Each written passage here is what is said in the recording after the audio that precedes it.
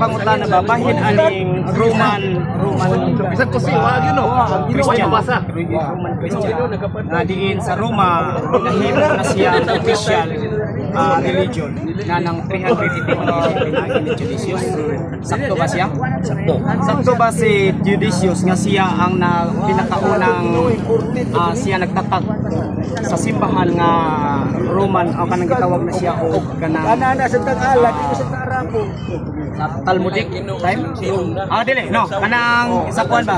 Bali sa Christian na ibuon niya ang Christianismo niya tong 381 AD. Rome Judicius. Nya pinakaunang simbahan niya nga gitatag niya kanang gitawag nila og Saint Sophia. Kauban niya si Reinhard Theodorica nga nagpuho anak. Ang Cathedral of Saint Sophia na sa Byzantium, i-create niya na in honor sa Christian faith. Pero wala giingon sa kasaysayan na siya ang nag-imbento at nag-create sa Christian religion sa iyang panahon. Ano man kay naan ang Christian religion, ang Christian Church or the Roman Catholic Church before Theodosius. Sa panahon pa Constantino, gigila na. Before Constantino, ang sinuwahang Katoliko. Pero anong i-declare ni Emperor Theodosius ang Christian Church or the Roman Catholic Church as state religion na naman sa hinungdan nga tungod sa pagbaba ni Emperor Julian the Apostate sa pagtuong Katolika sa iyang panahon tungod sa hinungdan nga iyang gibalik ang paganismo. Muna tungod ana mo nang iyang i-declare na ang Roman Catholic Church or the Christian Church mao na ang state religion sa Roman Empire. So sa to pa kini yung kasaysayan yun sa Roman is pagano gigikan. Pagano gikan ang Roman Empire yes. Dili. Yes, ang Roman Empire yes. Pero ang Roman Catholic religion or Christian Church gi-adapt and at the same time ang mga emperors nag-convert sa pag-Kristiyano o pagka-Romano Katolik. Sabot pasabot ang faith sa panahon nag-profess sa mga tawag yun yung mga emperors ang mga pagtulit na sila pagano, Kristiyano na sila. O sa man joy original nga Christian yun? Jewish Christian o Roman Christian? Na ay Jewish Christian, na after Roman Christian. Ang kanang Roman Christian, kanang giingon ni San Pablo, Roma Kapitulo 1, versikulo 7, gitawag mo nga mamahimong balaan, na apay mga Jewish Christian. So kining Jewish Christian, na may Jewish Christian, na apoy Roman Christian, pareha ra ba ni sila og doktrina o managlahi? Ay, pareha sila og tawag kining doktrina, ang gisunod nila ang Christian religion. Okay. O niya ang Christian religion nagtudlo na diin na ipasunod ang Jewish religion. So, lahi man ang Jewish religion ug kanang Jewish Christian gi-refer man na sa pagkarasa. So ang tinuod nga original yun nga Christian kining Jewish Christian. Simple kaya diya man nag-origin ang diya man nag-origin ang Christian Church.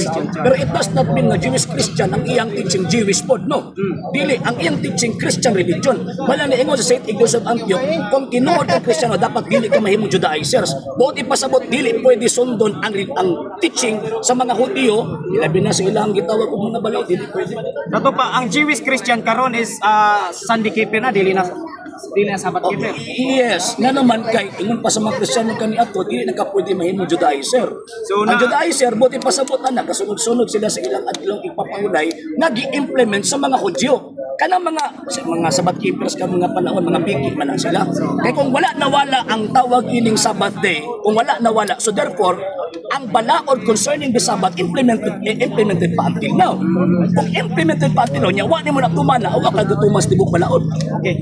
Ang Jewish Christian Dominguista na dili na Sabbatista. Yes. Nabatay kasaysayan ana nga ang Jewish Christian dili na Sabbath keeper. Yes, naatay gitaw kasi sa even ganang kung palang Biblia nga every Sunday sila nagkatigo. Every Sunday. Yeah, for example, kanang Acts chapter 20 verse Kanang nga verse na kanang Acts chapter 20 verse 7. Kung sila nagkatigo o kanang gitawag og 1 Corinthians chapter 16 verse 2. Domingo magyapon sila nagtigo and Acts Revelation chapter 1 verse 10. Domingo gyapon imo na Lord's Day. So kanang Acts 20 imong giingon nga Acts 20 mabasa ba nimo dinha ang kada adlaw sila nagsimba sa No, di taga-adlaw kanang matag Domingo. Matag Domingo ba? Matag Domingo ba? Mabasa ba diha? Matag Domingo. Domingo. Domingo lang siya. Dapat agi-practice nila nga Domingo sila. Dili man na sulagma lang kinausab man na sa 1 Corinto. 16:1-2. Kung sulagma lang nakas ara dimension. Pero kadaghan nila gimension concerning anang nga adlaw kay kana nga adlaw based sa mga early fathers kana nga adlaw proclamation na sa kadaugan ni Kristo. So, nabatay babasa nga si Kristo nagsugo nga ang adlong Domingo sa iyang kabanhawan maunay puli sa iyang Dili naman kinahanglan suguon ang mga tarong nga anak, ang suguon kadto mga badlungon. Kay ang balaod ono Timoteo kapitulo 1 verso 19 ana na sa mga taong yabag. Sa to pa pwede ra dita magbuhat og uyon sa tong kabubuton dili na kinahanglan mananghid pa ta o magsubay pa ta sa mga tradisyon sa mga apostoles. Dili ang tradisyon sa mga apostolos at Domingo mo sa musimba ang Kristo. Adlaw Domingo. Maunang tradisyon sa mga apostolos at Domingo sa musimba ang Kristo. Anong kamo adlaw sumado gihapon? Sa hindi pa po nakapag-follow sa mga pages po natin, i-follow nyo po yung mga pages po natin, RJ Horolanciano II, TV Apolia Punto Argumento page, Kuya Apologies TV page, and RJ's Vlog 2022.